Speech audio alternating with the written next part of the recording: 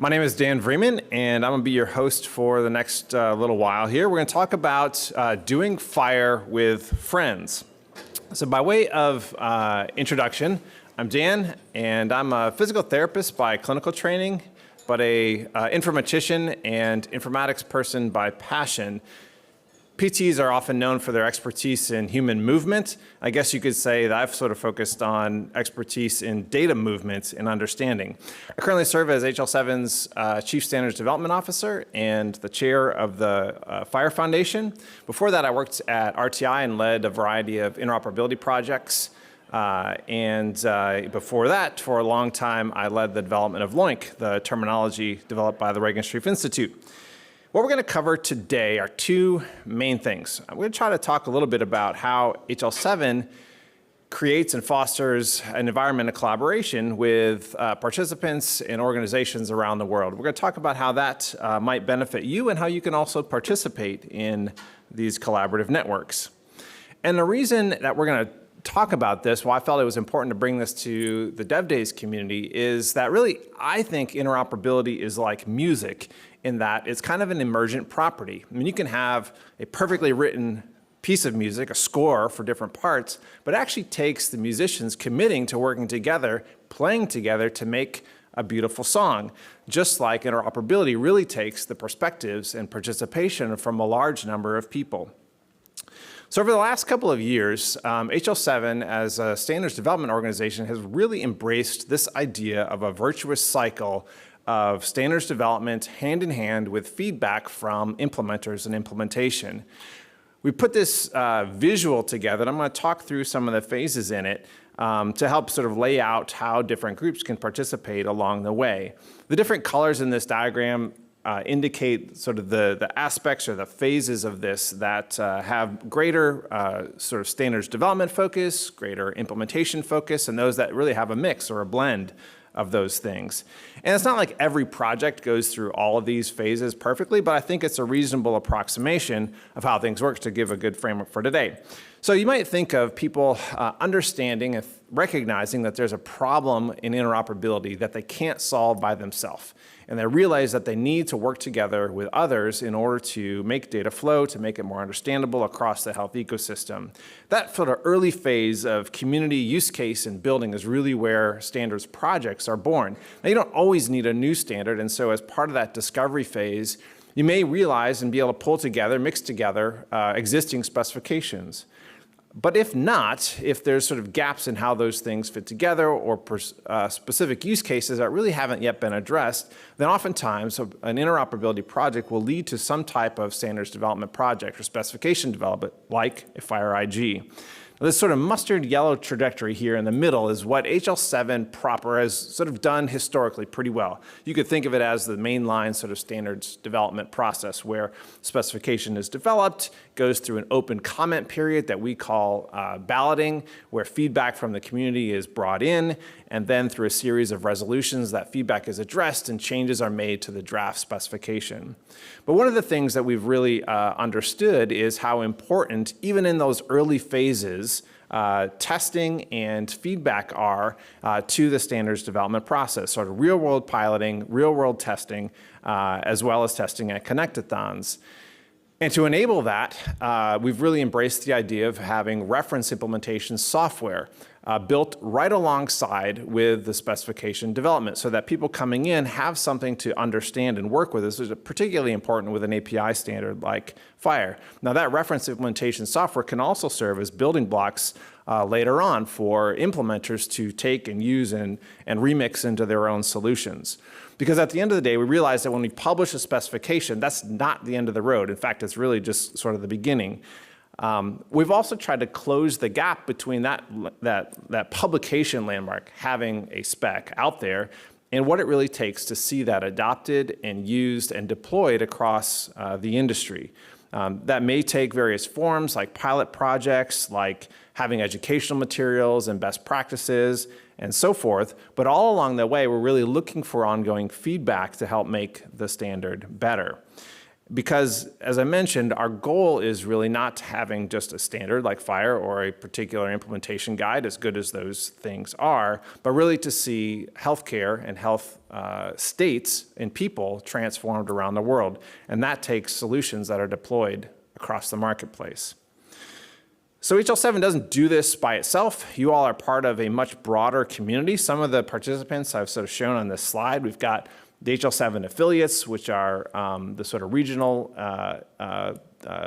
homes of HL7 activity across the world in 40 countries. We've got regional partners, education partners.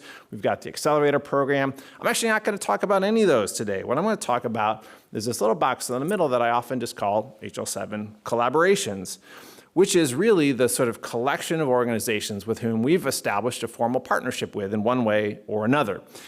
You can go to the HL7 website, hl7.org/about/agreements, and actually see the exact text of all these, but these are official agreements with these organizations that sort of lay out how do we want to work together? What are our shared goals, our mutual interests, and what kinds of things should we work on together? So there's 29 organizations, but that actually isn't even all of them. Over on this slide, I've got the total of all of those, plus the other organizations that the CEO and the board have appointed official liaisons to, meaning there's a designated person from HL7 or from the HL7 community who serves as a liaison to that other organization and vice versa. So I've listed on this slide quite a lot of them. It might be hard to read. I've used icons, and I'm going to come back to these icons. So we talk about them more in groups than in specific detail, because obviously I can't cover all of the details of these partnerships today. But the little red person with a tie on signifies those that are like professional organizations. You might think of America's Health Insurance Plans, or the American College of Physicians, the ADA, the American Dental Association, American Medical Association, American Medical Informatics Association. The little blue with the code sort of symbol, the gear there, those represent other standards development organizations. So IEEE, CDISC, IHE, ISO, the National Council for Prescription Drug Programs, NCPDP, and many, many others.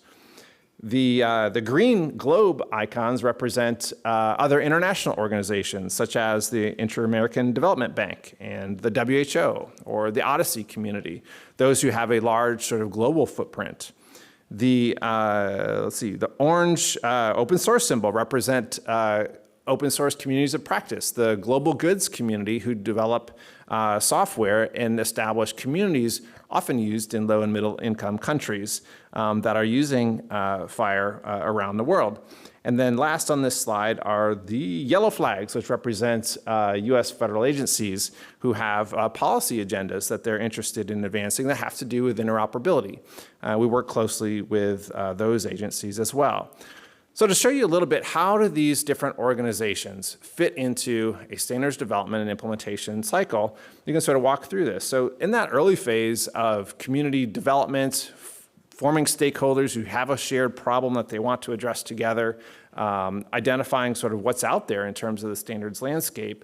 Well, professional associations and international association give us a lot of feedback actually on key priority areas where their stakeholders have come to them to say this is really, sort of an unmet need, and we'd like to work together on building interop solution.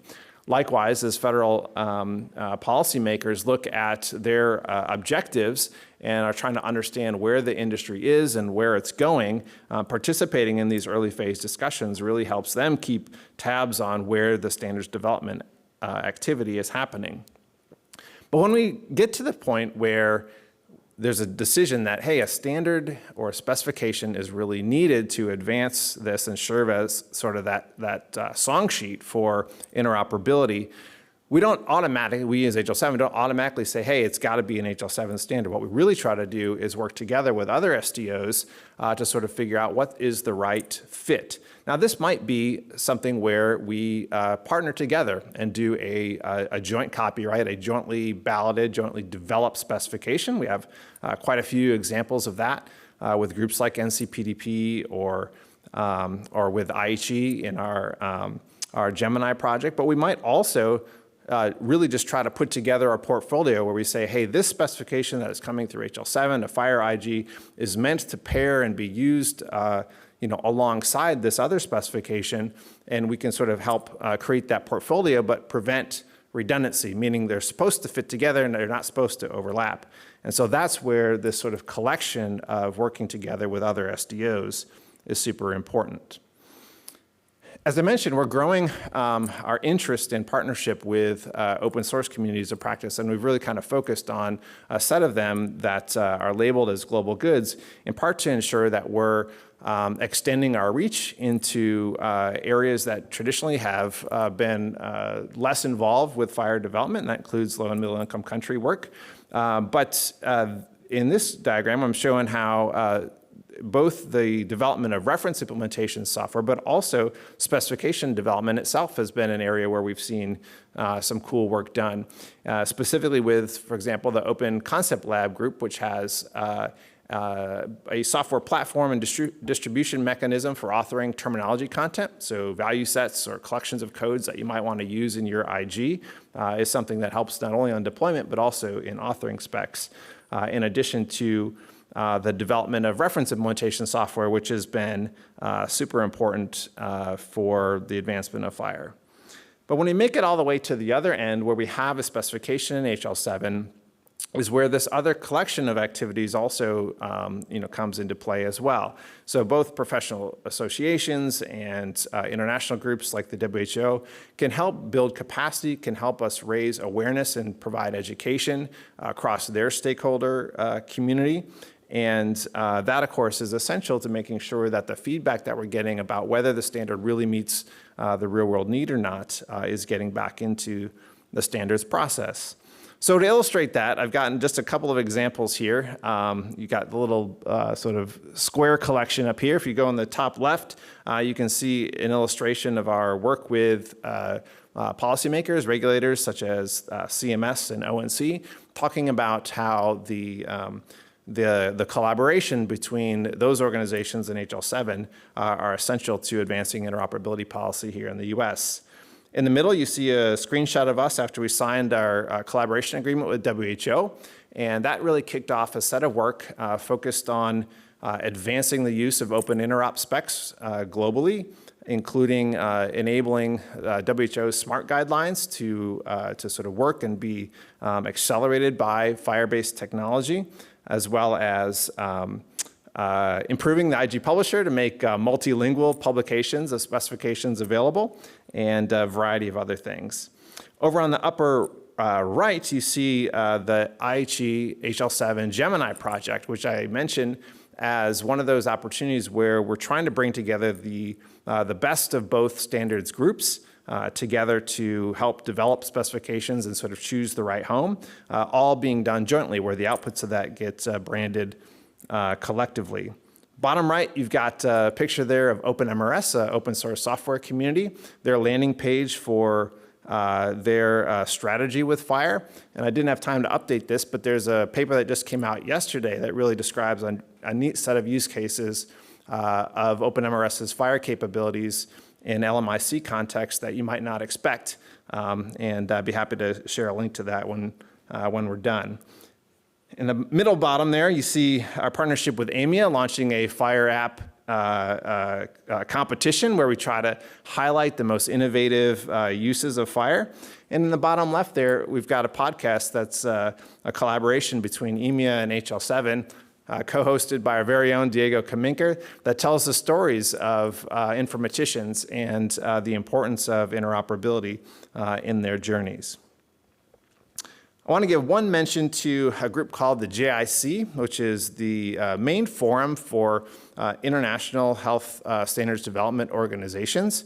If you've ever tackled or started an interop project and been like, man, I got to use standards from these different organizations and I can't figure out why they don't work together, well, the JIC is a forum where you can bring those kind of problems.